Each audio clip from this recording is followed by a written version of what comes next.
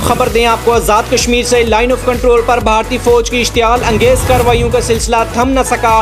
भारतीय फौज ने कंट्रोल लाइन हवेली नेज़ापेर सेक्टर पर बिला इश्तियाल फायरिंग और गोलाबारी शुरू कर दी।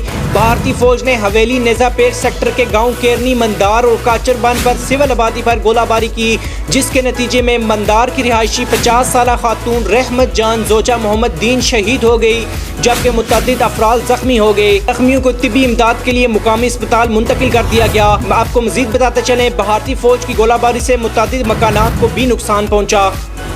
आपको फिर बताते चलें, भारतीय फौज ने कंट्रोल लाइन हवेली नेज़ापेर सेक्टर पर बिला इश्तियाल फायरिंग और गोलाबारी शुरू कर दी। भारतीय फौज ने हवेली नेज़ापेर सेक्टर के गांव केरनी, मंदार और काचरबन पर सिविल आबादी पर गोलाबारी की, जिसके नतीजे में मंदार की रिहायशी 50 साल खातून समेत मुतअद्दिद अफराद जख्मी हो गए। जख्मियों को तिब्बी इमदाद के लिए मुकामी अस्पताल मुंतकिल कर दिया गया।